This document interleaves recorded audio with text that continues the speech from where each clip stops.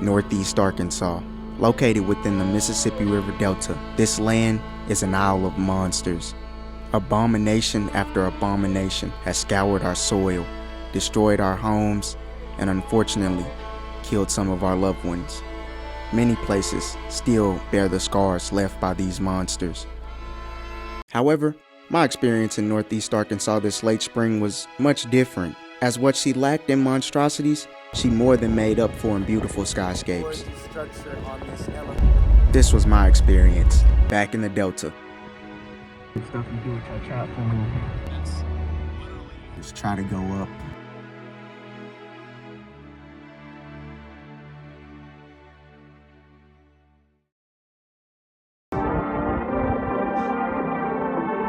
On May 17th, my excursion to the Delta would finally begin. A low-end risk of rotating thunderstorms would present itself across the region, and of course, I'd take the bait. However, being back home really gave me a chance to observe all the uncanny structures that make up this part of the world. Our storm is splitting right now. But due to weaker shear, storms were never able to really get rooted. All we got were these multi-cell clusters that gusted themselves out too quickly.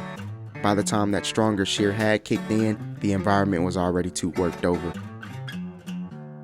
These chases have been horrible. Cap bust, too much shear, cap bust, and then not enough shear. So if it was 2025, I would have like 12 wedges right now. I swear everything has we've seen a lot of floors this year. 2025 was the year of the year of ceilings.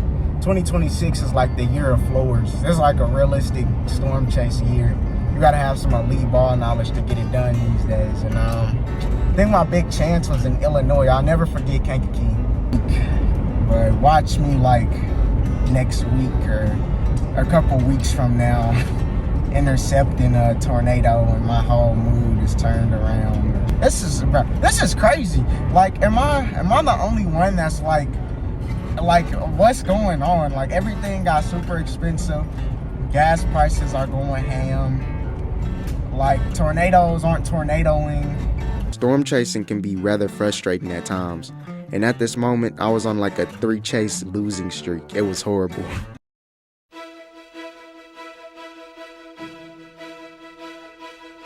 Despite my frustrations with the last chase, I found myself right back out in the field on May 22nd. However, the setup was not perfect, as it was an MCV event. And as it usually goes with these types of events, our low-level turning and surface vorticity was rather abundant. However, our low-level thermodynamics were kind of shot. It had been raining all morning, and the main question was, could the environment and atmosphere in the low levels recover enough to support a tornado threat by the time that the MCV swirl moved through?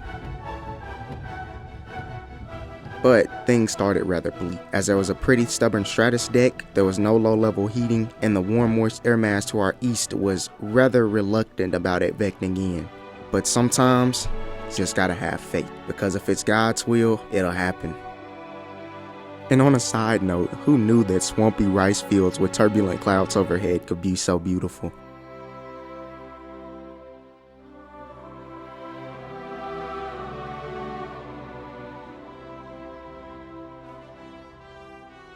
Things began to ramp up rather quickly, as this turbulence was indicative of some clearing, and this clearing warmed the low levels just enough for something funky to happen.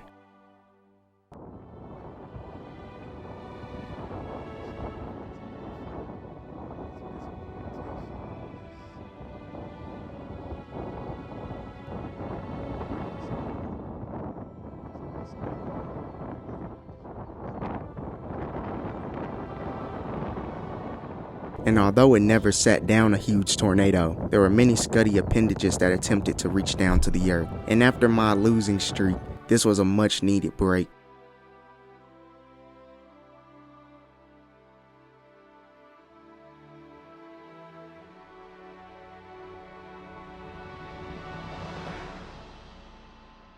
From this point on, the tornado threat would subside, and some decent structure would present itself. I'd even catch a nice little shear funnel. Man, what's that?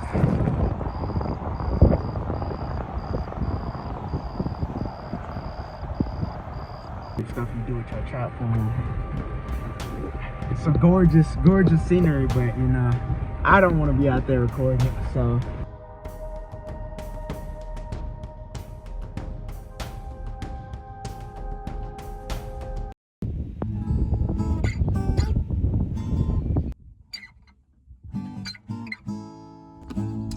Hello, it is, I don't know what time it is. It's somewhere around 2 or 3.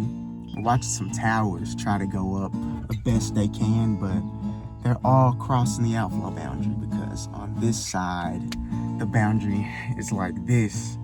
Our storm motion is like this. So they're all puffing up into big cauliflowers and they just cross it and lose all their ascent, but it ain't too bad. June 1st will feature a rather unusual setup for this region once again, but it definitely had the highest potential of all 3. It had huge cape, some pretty weak shear, but a nicely placed outflow boundary across the region that could focus vorticity for any of these powerful updrafts, and just enough shear to support transient rotation within the updrafts. So definitely some interesting potential on this day. Whoa! Whoa! It's not going. Oh, what? I'll do it again.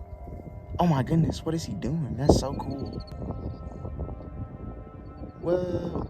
Although the day started off rather slow, things would quickly ramp up as a cluster of updrafts just to my south will finally get its act together.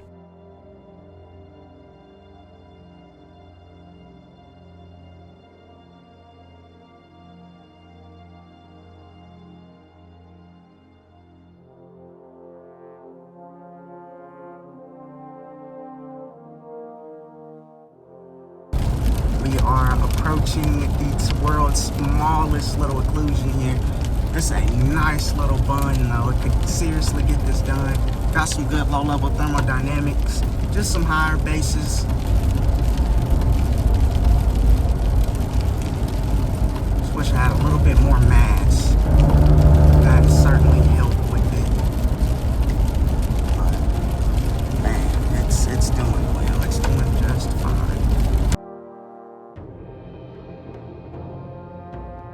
Some focus issues. Look at that. This little sail put up a valiant effort and dared to be great. However, rain-cooled air from other sails and a lack of strong venting would eventually get to it. But the day was far from over, as more sails and even stronger sails will begin to move in.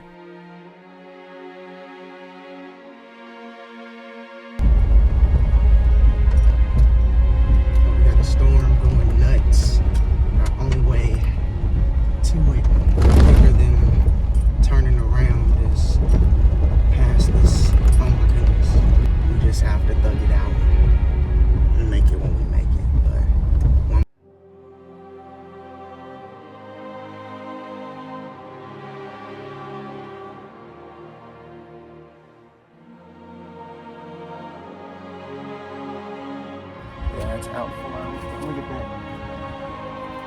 She's just dropping bolts, man.